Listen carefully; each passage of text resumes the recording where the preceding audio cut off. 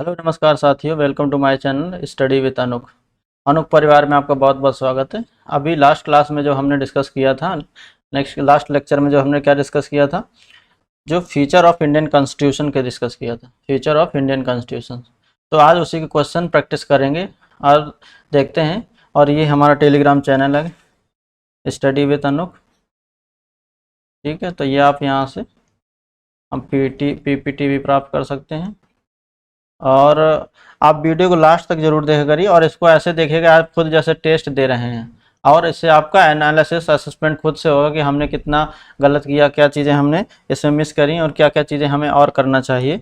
तो आप इस तरह से लीजिएगा कि एज अ टेस्ट आपका चल रहा है, और उसके बाद आप ज़रूर अपना स्कोर इस पर कमेंट करके बताइएगा, जिससे हमें कुछ आइडिया लगेगा कि किस किस चीज़ के हमें और सुधार करनी है, कौन से पोर्सन में आप लोग थोड़ा सा दिक्कत लग रही होगी, तो वो हम उस चीज़ को और रिफाइन करेंगे और आगे बढ़ते हैं। चलिए, तो आज की क्लास का पहला क्वेश्चन क्या है आपका, which of the following statement about the constitution of India is are correct. तो इसमें कुछ सेंटेंस स्टेटमेंट दिए गए हैं चार, और उसमें पूछा गया है कि कौन से स्टेटमेंट क्या है आपके करेक्ट हैं।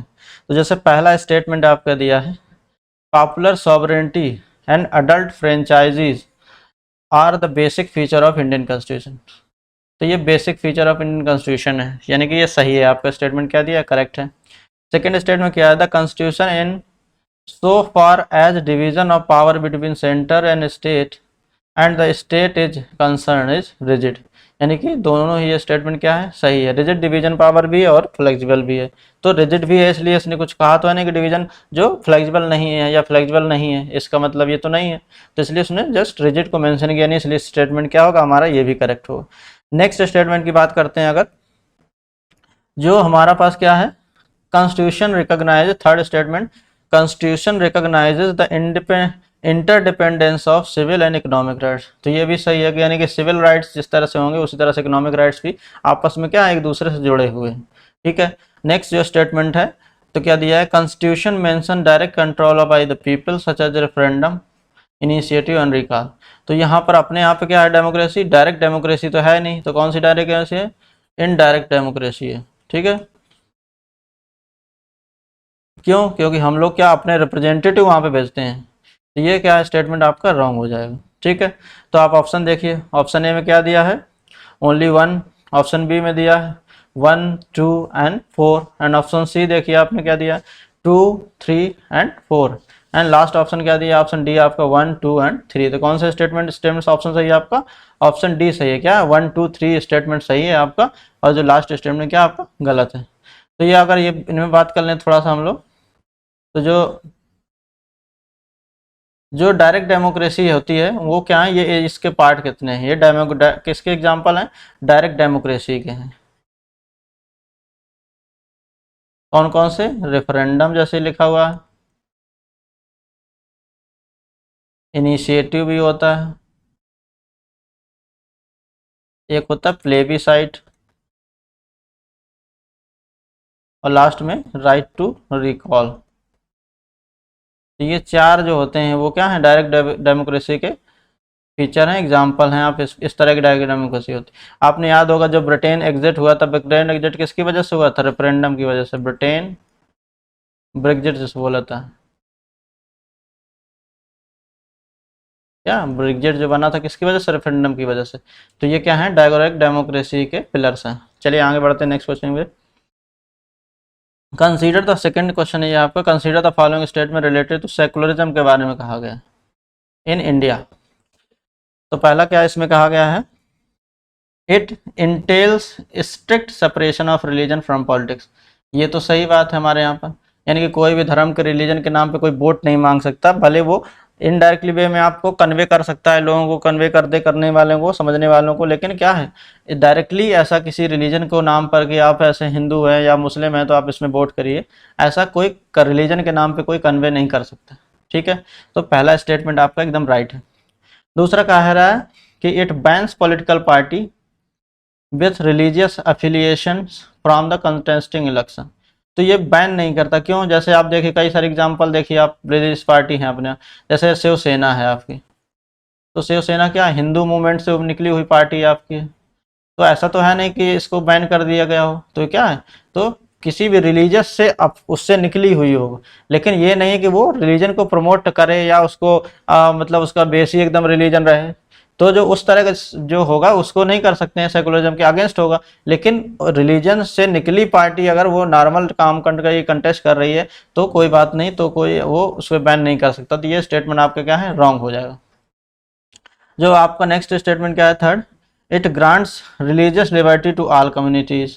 तो यानी कि सभी को राइट्स हैं। जैसे आप देखिए, हम लोगों को हिंदू जो धर्म होता है, मतलब हिंदू धर्म के लिए क्या करते हैं, देखते हैं हम लोग क्या देखते हैं कि हिंदू जो धर्म है उनके लिए अमरनाथ यात्रा में सब्सिडी दी जाती है। ठीक है, इंडियन गवर्नमेंट देती है अमरनाथ यात्रा के लिए। और वहीं मुस्लिम्स को भी इस्लाम धर्म के लिए भी क्या देती है, वहाँ पर मुस्लिम्स के लिए भी क्या हज यात्रा में देती है। तो ये दोनों धर्म के लिए यानी कि सब्सिडी देती है, यानी कि हर धर्म को प्रमोट करती है। तो ऐसा कोई किसी भी हर धर्म की कम्युनिटी को लिबर्टी है। ठीक है, तो ये भी स्टेटमेंट सही है। और नेक्स्ट क्या है, it is accepted, it accept the communities personal law. अपने यहाँ भी है कि भाई हिंदू जो कोर्ट मैरिड है, हिंदू मैरिज एक्ट है वो 1954 है, वो हम लोग पर्सनल लॉ फॉलो करते हैं, हिंदू लोग फॉलो करते हैं। और हम लोग भी इस्लाम वाला भी फॉलो करते हैं, हम लोग क्या शरीयत लॉ। तो क्या करते हैं, जो पर्सनल लॉ उनको भी अभी तक इम्प्लीमेंट किया नहीं जा रहा है। यानी कौन से आपका स्टेटमेंट सही है, 1, 3 एंड 4। तो ऑप्शन आपको ए दिया है, ऑप्शन ए में क्या दिया है 3 एंड 4, एंड ऑप्शन बी दिया आपका 1, 2, एंड ऑप्शन सी दिया आपका 1, 3, 4, एंड ऑप्शन डी है 1, 2, 3, 4। तो कौन सा आपका सही है option, option C is the right answer for this question. तो नेक्स्ट क्वेश्चन की तरफ चलते हैं। इसमें दिया है, which of the following schedules of the constitution of India incorporates salaries allowances of member of parliament and chairman deputy chairman of Rajya Sabha and speaker and deputy speaker of the Lok Sabha as one of the items. यानी कि article में दिया है, schedule में दिया गया है ये सब चीज़ें। तो उसने ऑप्शन दिया आपका 5th शेड्यूल, ऑप्शन बी दिया है 7th शेड्यूल, ऑप्शन डी दिया है 9th शेड्यूल, ऑप्शन डी दिया है 10th शेड्यूल। तो ये आप किस में है, आपका option B is the right answer, यानी कि 7th शेड्यूल में दिया गया है। अगर 5th शेड्यूल की बात करें तो ये क्या है, एडमिनिस्ट्रेशन है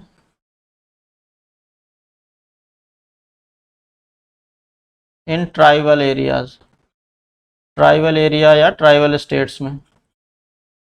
ठीक है, 9th शेड्यूल की बात करें तो इसमें क्या दिया, लैंड रिफॉर्म दिए गए हैं।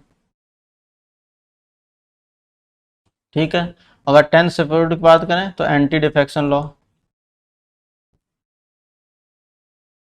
इसमें दिया गया, एंटी डिफेक्शन लॉ इसमें दिया गया। तो ये देख लिया हमने। आगे बढ़ते हैं, नेक्स्ट क्वेश्चन 4th क्या है। इसमें लिस्ट दी है, मैचिंग करने हैं आपको कि सब्जेक्ट्स दिए गए हैं और पार्ट्स ऑफ कॉन्स्टिट्यूशन दिया गया है। तो पहला जैसे देखा जाए, finance property contract and suit किस में दिया है, ये आपका पार्ट 2nd में दिया, पार्ट 12th में दिया गया, सॉरी। फिर यूनियन जुडिशरी की बात करें तो जो यूनियन जुडिशरी है वो किसका पार्ट है, यूनियन गवर्नमेंट का पार्ट है। तो किस में आएगी, आपका पार्ट 5th में आ जाएगा।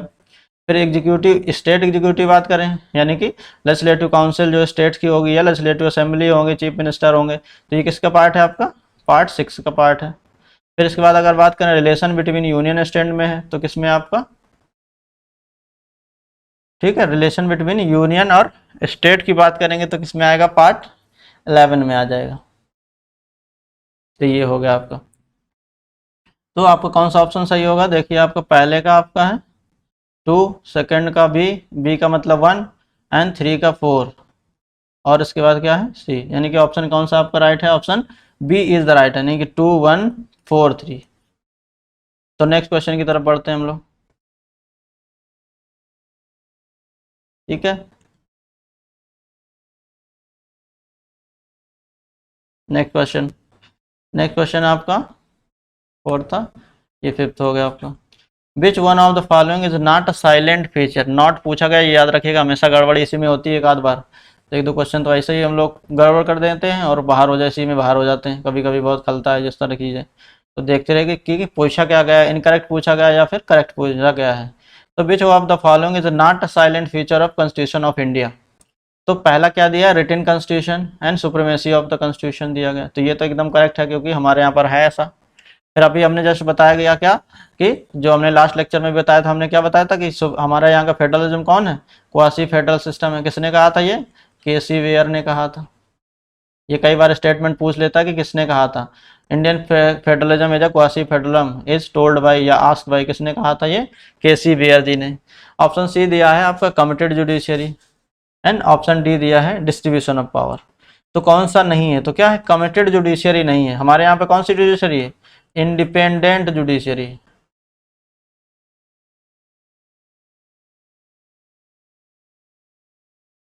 ठीक है, तो आगे बढ़ते हैं नेक्स्ट क्वेश्चन की तरफ। The second schedule of India, second schedule of the constitution of India does not contain the provision as to among the following. यानी जो सेवेंथ शेड्यूल में कौन सा ऐसा प्रोविजन है जो does not contain the provision as to among the following, जो इसमें से कोई प्रोविजन में नहीं कहा, नहीं मतलब लागू करता या फॉलो नहीं करता है, ऐसा कहने का मतलब। तो आपका ऑप्शन देखिए कौन सा दिया है, president of India, option B दिया है आपका speaker of house, house of people, और इसके बाद क्या दिया है, ऑप्शन सी दिया है controller and auditor general of India, और नेक्स्ट क्या दिया है, चेयरमैन और यूपीएससी। तो आपको पता है प्रेसिडेंट किसका पार्ट है, यूनियन का पार्ट है, तो कौन से शेड्यूल में आएगा, फिफ्थ पार्ट में आएगा आपका। तो ये सब किस में आ रहे हैं, अलग अलग पार्ट में आएंगे। तो सेकंड शेड्यूल में क्या दिया आपका, speaker of the house, not कह रहा है ना ये, नॉट देखिए, not does not contain the provisions, तो सबको अलाउंसेस हो गया आपका ये। और सीएजी और यूपीएससी किस में आते हैं, सेकंड शेड्यूल में आते हैं। ठीक है, और speaker of the house of people किस में नहीं आता आपका, सेकंड शेड्यूल में नहीं आता। ये ऑप्शन आपका B is the right answer for this. Next question की तरफ बढ़ते हैं। Consider the following statement,